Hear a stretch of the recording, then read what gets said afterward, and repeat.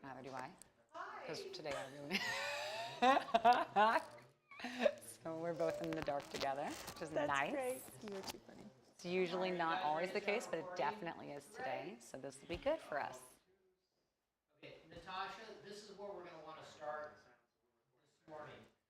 I would like you to talk to Dani and really just interview her and do her story.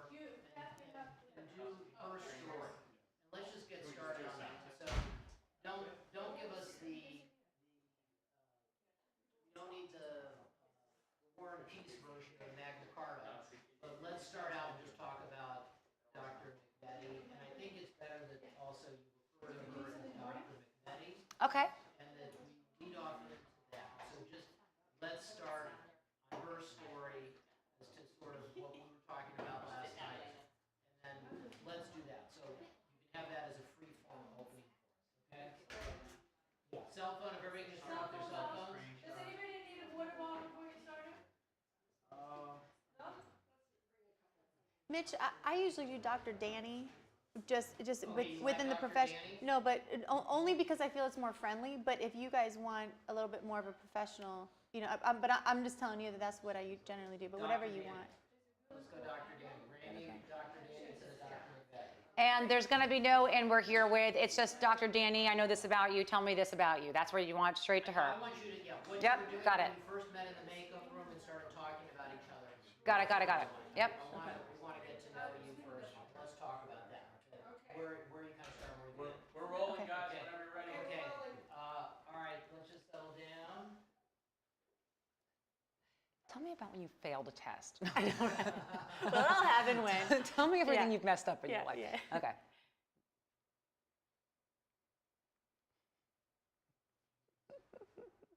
Gonna nail it.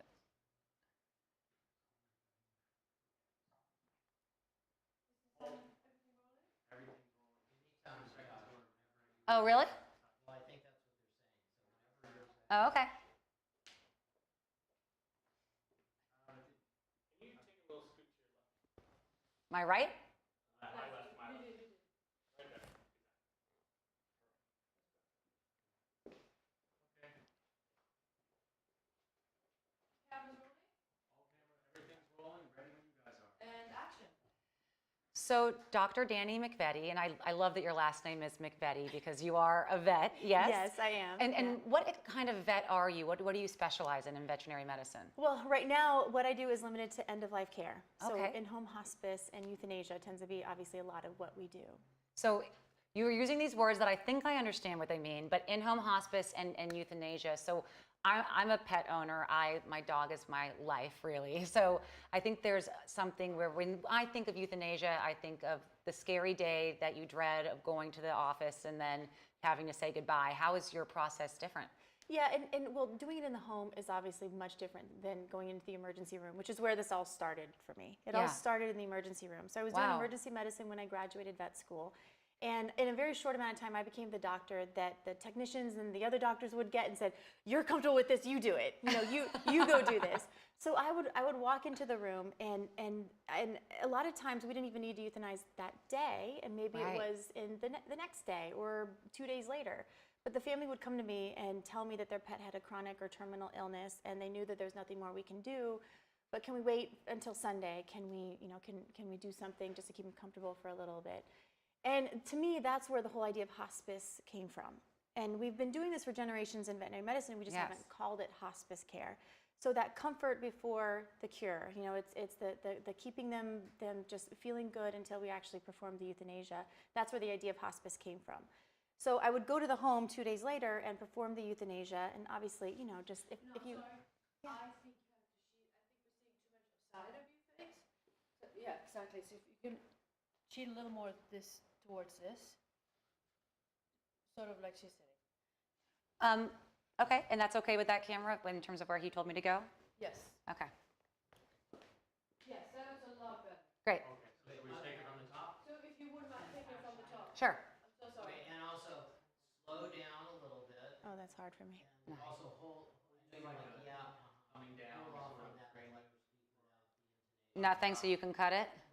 Yeah, right, so just do that. Sure. And then slow down a little bit. Other than that's fantastic. Great. And question also, how you describe what you do, might be also in terms of how you just describe that is, Dr. Dani, how, when someone is referred to your office who doesn't know what you do, calls you, and a patient, a patient calls you, how do you explain it to them and tell them what you do and how that works also too? Does that make sense? Mm-hmm. To sort of personalize a little bit about somebody like a patient calling you. Okay, but others fantastic. That's so much more flattering. Yeah. Great. 100% better. I just want to look as sexy as possible. I know we all do. Yeah. Okay, so again. Okay, Are we still rolling? Yes, still rolling on everything. All right, action. So, Dr. Dani McVetti, and do you prefer to be called Dr. Dani? Is that right? That's what they tell me after vet school that I need to be called. Yeah. Okay, so Dr. Dani, let's say that, Dr. Dani, let's say that someone, a pet owner, calls you because they, want to use your services. If you could just go ahead and explain it to me, what are they going to get? What are they going to learn about how you are different from other vets? Because it's not a patient so much. I think that it's somebody who's dealing with an aging pet and whose doctor has recommended, Okay. Sort of, what is end of life care or those kind of things. Try to lead it. Okay, great. Okay. A little more direct. Okay.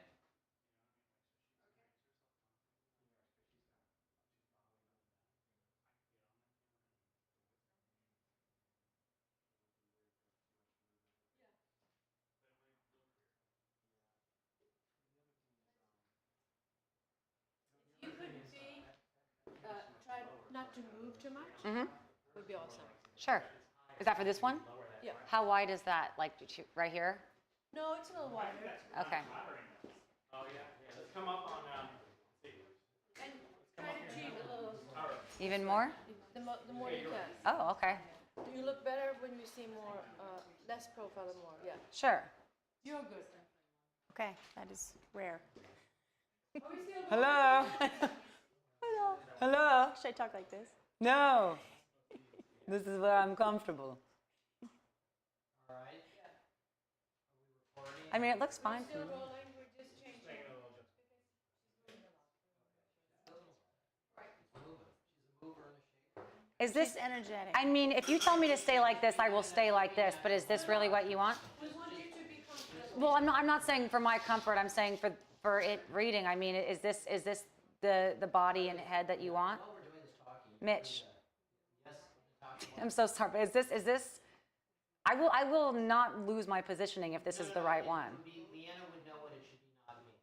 So we want you to be comfortable. We have to cheat a little more Yeah. because when it's sort of when you talk, even if you talk to her like this, Yes.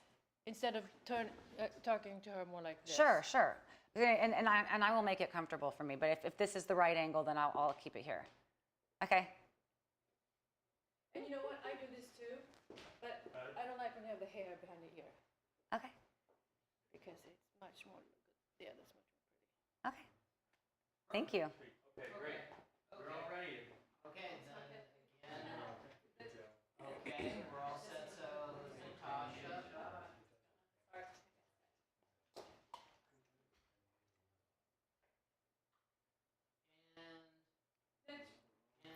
And perfect. And final set and action. So, Dr. Dani,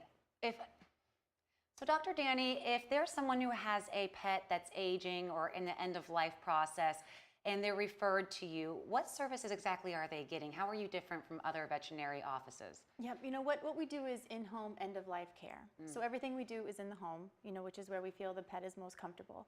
So as a doctor, we talk to the families on the phone and we discuss everything. There's a lot of conversation that happens before we've even walked into their personal space.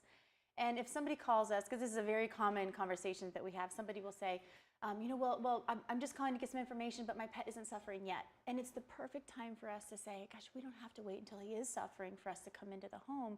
we can come in now and talk about how to mitigate pain and suffering, how to keep them as happy as possible until that moment comes. So a part of it is not just the actual euthanasia, but it's also how do we keep a pet comfortable and happy when maybe, you know, there would be other alternatives that wouldn't be as comfortable for the family or the pet. Right, which is exactly what hospice is. And veterinary hospice is always going to be a little bit different than human hospice, just like any other aspect of medicine. But that hospice care is all about keeping them comfortable and keeping them oriented within the family and maintaining that human-animal bond for as long as possible. I mean, I can give you an example of, let's say, an end-stage diabetic patient, where the family might be giving 1 or 2 injections a day. But what if their pet is running away from them every time they go to give an injection? That bond can sometimes be a little bit disturbed if your pet doesn't want to be with you.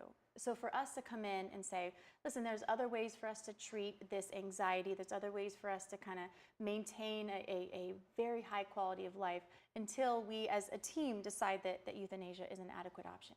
When you said that the pet owner bond experience, I think that's the phrasing you used, that's such a real thing, you know, that's so genuine, and it's so difficult also because only one of them is going to be able to speak, but both of them are communicating, right? Yeah. And so to be able to pay attention to that and just really honor that seems to be kind of the baseline of your work. How did you come up with that idea of the pet human bond experience? Did you ever see anything that inspired you? How did that happen for you? You know, and if you ask anybody in the entire pet industry that question, probably everyone would have a story. Oh, you know? I love it. I want to hear yours. Yeah, and you know, my story was I grew up with horses, and I was the kid that I would, if it was raining outside, grew up in Florida, I would rather go clean stalls, even if I couldn't get on the back of a horse, just to be around a horse. You know, just to smell everything. I loved it. So I went to veterinary school wanting to do equine medicine. For many different reasons, I ended up in emergency medicine, which I love, but the human-animal bond is what has brought me here. You know, I have a necklace on that has the paw print of my dog on it, and it's something we gave to our entire team, you know, for Christmas a couple years ago. So you really are an animal person to the max. Yeah, I got into this because it was the only job that I could think of at the time that allowed me to bring my dog to work every day. And he does. He comes to work every day. I take my dog to work with me. I brought my dog on sound stages. I shouldn't say this while we're shooting, but yeah, but yes, I mean, they're the best, you know, companions. Yeah. And since we're talking about moments when they're not at their best, which I think is one of the most difficult topics, obviously, but it's also so important because it's so difficult. I think that I heard you say once that there was a woman who came to you who said, "Don't take the pet off my lap," you know, while this is happening, and the name of your company has become Lap of Love. Lap of Love. Yep. This woman came in, and I was out of vet school probably a month or 2 by that point, and she had her little dog wrapped up in a gray blanket. I'll never forget it. I wish I could call her now and tell her that she inspired this entire idea. But she came to me and she said, "Can you just leave him on my lap? I don't want him off my lap." But of course, we're taught in school that we bring him to the back, which is the safest place to place an IV catheter to give the medicine. And we take them into the back, we remove the human, you know, from their pet at that time, and then we bring them back into the room, and it's on the cold, sterile table. If I had a nickel for every time I've heard that statement. But this woman, you know, I looked at her, and I think that one of the key traits of any really good business person, any really good doctor, is knowing and loving people and what they're asking. And at that moment, you know, of course, the doctor side of me wanted to say, no, I have to bring him to the back. But the human side was like, of course. I mean, that's what I would ask if I was in her situation. I have been before. So I went into the back and I researched some different sedation protocols, and I came back in and I was able to perform the euthanasia with her pet on her lap the entire time. You have such an incredible ability to look at things not just from a solo perspective. It's one of the things that I really admire about you, honestly, is it's not just about keeping the dog comfortable or the animal comfortable, which is wonderful.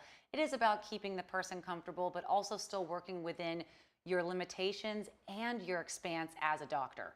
And animals, as you, I think, have mentioned, the animals are our property. They're not, legally, they're our property. So you do have a lot of freedom to really make decisions on how you would like your pet to live and ultimately go. Is that right? And it is, and they're in the eyes of the law, pets are property. So it is, you know, to a great extent, it is the job of a pet parent to be there to say, here's what my pet is going through. Here's what I think. And I want to just go in for 2 seconds. Yep. It's going to bug me. Your hair has to be fixed. okay. It's so perfect, I think. I'm trying to look you in the eyes, but I just keep looking at your hair. You're doing a lot Oh better. my gosh, you're so sweet. Thanks. I'm like, yeah, all the animals.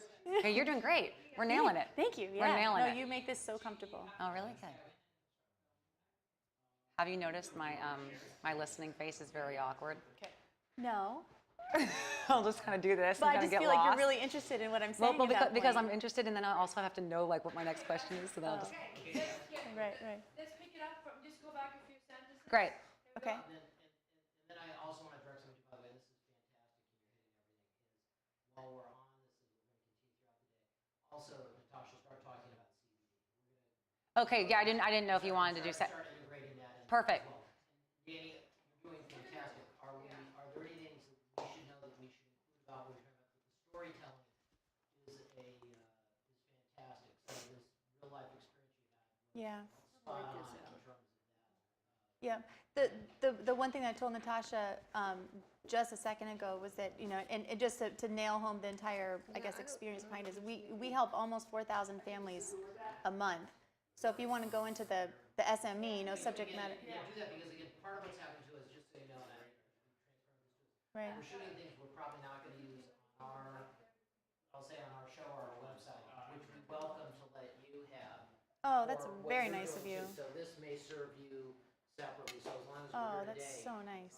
again, because I'm going to say we're probably going to stay out of that, but if there are things that you think are important to discuss related to content that will, let you use in your web-based business or whatever you're welcome. Okay, we can move it into the Yeah, so I'm saying hospice we're care. covering a lot of Yeah. things. Well, well, But mention that also too. all right. And then, like I said, and then let's This also way? move into talking about CBD also too. No, And then stay on the we've same got a space, just whole- your body towards the camera, so Okay. see more of it. Yeah, Like that? yeah. Okay. The more you can angle Connect. towards that camera, the Okay. more beautiful you look. It's big. So it it has to point upwards Yeah. because it's directional. So, but and the shirt wants it to go this Yeah, way. So yeah, where that's perfect. do you want it here? Yeah. But now it's going that way. Okay, so put it up for, you have that to. okay? Yeah. Yeah, that's much better.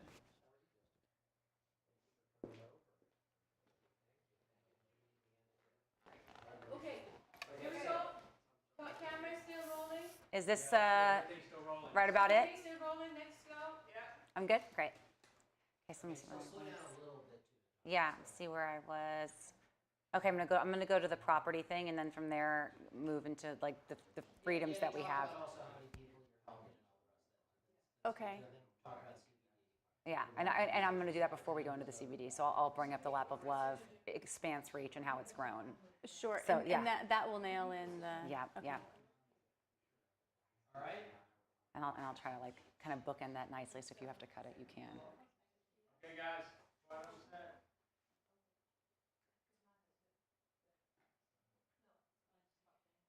Guys, he has, what time is it right now? 11:03. So we're gonna take this section and we're gonna take a little break because he needs to position it differently for photos. Yeah, okay, and then we'll pick up again. Yeah, and Let's then we finish can- this and then we'll do that. That'll be perfect. 'Cause How long do you need? that'll segue great into our next section.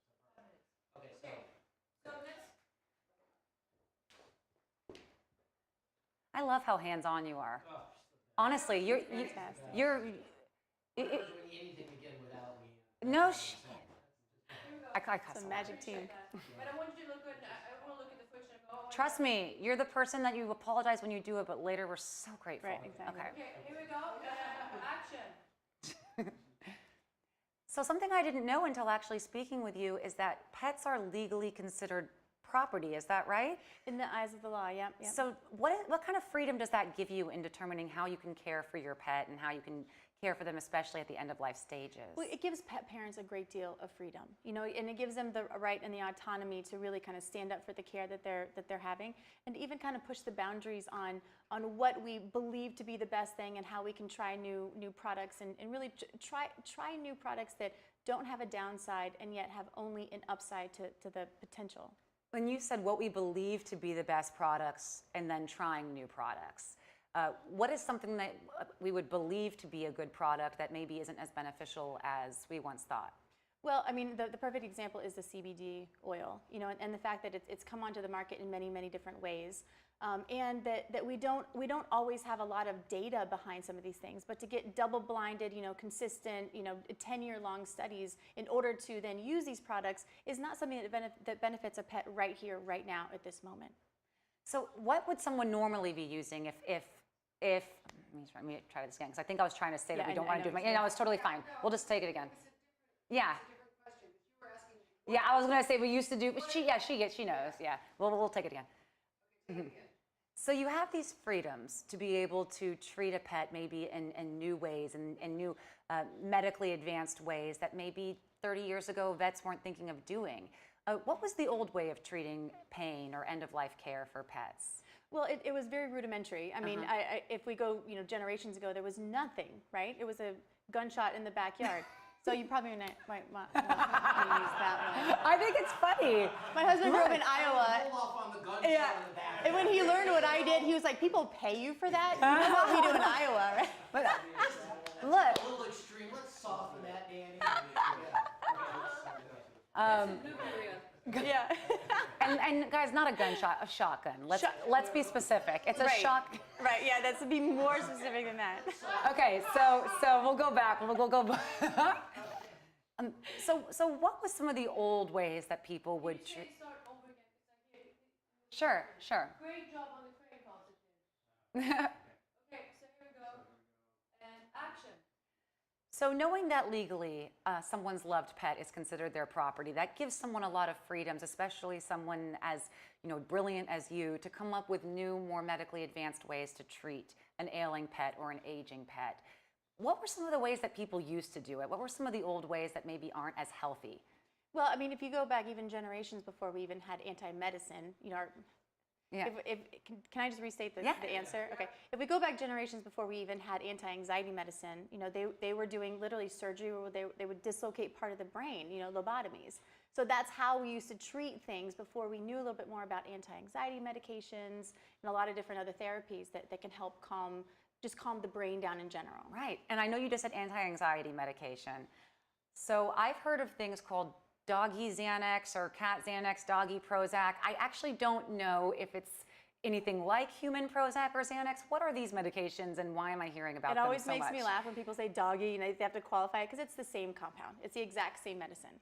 So these are medicines, though, that humans, adult humans, take great care and consideration into deciding to be, taking it themselves. And you need a prescription, and whether it's from a psychologist or a psychiatrist, you need to have a prescription for Xanax or for Prozac. So we're giving these to dogs without really having a psychoanalysis. Is that right? Well, they're prescribed by a veterinarian, and they are a little bit off-label, but that's why we have a veterinarian there that says, okay, now we have the availability of this medication, and even though we don't have a lot of studies behind it, we feel that it's of value to prescribe it and then to use it. Got it.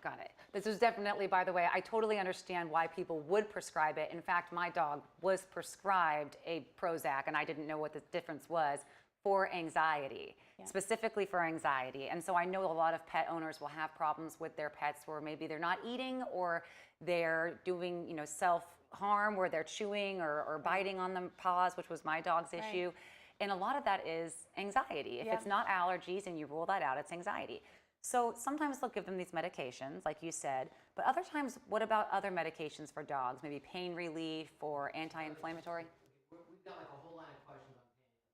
We do? Yeah, so we're gonna I'm trying to say why the other meds were bad and why these are better, but good. So we've got enough right leave it now out. for the first part of what we want to do, which is encapsulate what you did, Dani. So my Okay. question is, before we move on from this, did you get a chance to Oh no, let's do that to then. articulate what your business is and your business model is? I mean, we've shot now for 15, 20 minutes, so we have a lot of good information on you, Lap of Love, and what you're doing. We don't have her numbers. I want to make sure you get your numbers. Okay, but that's Yeah. what we wanted to really get. So Okay, just nail in the SME because part of your it. business Yeah. and I don't, but I think we've done a very good overview of your business. How about, I think maybe there could be somewhere where you talk about that what you're doing is much more natural. We're moving Well, what? to make sure we've covered her Yeah. business. why don't we do one thing, which is, well, tell me about the scope of the business, because then I can Yes, say yes. that we have the scope of the business or the scope of the service, because we have a lot of doctors that see a lot of cases, and that'll nail in the For experience. your business, that's what I'm saying. So I Right. want to just make sure. Because I think they want to go into the details of CBD. Oh, right. We've got a whole day. Okay. Things. Okay. But I just want to make sure that we cover you in the lap of love. Okay. Let him do the photos. Okay, well, do you want to finish this and then do the photos in a minute? Yeah, Kevin, let's just do that. Let's just finish this up. Yep. But what I want to do in the first segment today was cover everything about you. So if you feel there's any more information we should know about you in the lap of love. And I'm just going to ask the scope of the business. Right now. Yep, And then yep. we're going to move on. How about